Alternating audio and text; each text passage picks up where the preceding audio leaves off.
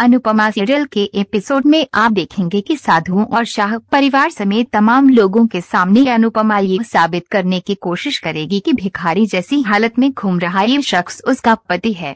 अनुपमा अपने फोन में उस अनुज के साथ अपनी तस्वीरें दिखाएगी जिन्हें देखकर साधु दंग रह जाएंगे।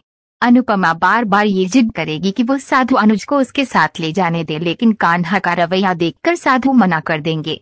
साधु कहेंगे कि हो सकता है कि ये तुम्हारा पति हो, लेकिन ये तुम्हारे साथ नहीं जाना चाह रहा है। बिना इसकी मर्जी के हम इसे तुम्हारे साथ नहीं भेज सकते। अनुपमा सड़क पर रोती गिड़गिड़ाती रह जाएगी। उसकी ये हालत देखकर तोशु और वनराज शाह कहेंगे कि रो क्यों रही हो, तुम्हें तो भगवान का शुक्रवार मनाना चाहिए कि अनुज मिल गया। जिस भी हालत में मिला, कम से कम मिला तो सही।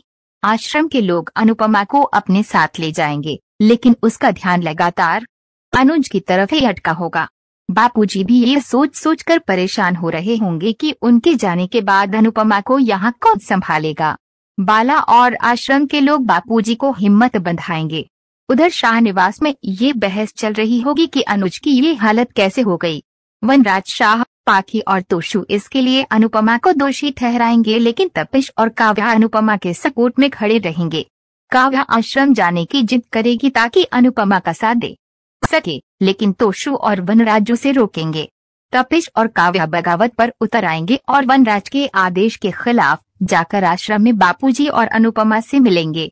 उधर शाह निवास में वनराज शाह लगातार अनुज कपाड़िया की हालत के बारे में सोच रहा है कि कैसे इतना बड़ा बिजनेसमैन रातों रात अर्श से फर्श पर चला आया। वह सोच रहा है कि अनुज के बिजनेस का क्या हुआ। अगली सुबह जब अनुपमा जगेगी तो दौड़कर पहले अनुज को ढूंढने ही जाएगी। रास्ते में वो साधुओं को घूमते देखेंगी तो उनसे पूछेगी कि क्या हुआ। पता चलेगा कि कान्हा अनुज कपाड़िया खो गया है। अनुपमा घबरा जाएगी और खुद भी अनुज की तलाश में निकल पड़ेगी। रास्ते में अनुपमा को ठोकर लगेगी तो एक हाथ उसकी तरफ बढ़ेगा। ये हाथ अनुज का होगा। अनुपमा को संभालकर अनुज बेहोश हो जाएगा। अनुपमा को पता चलेगा कि अनुज की तबीयत बहुत खराब है, इसलिए वो ठेले पर लिटाकर उसे आश्रम ले आएगी।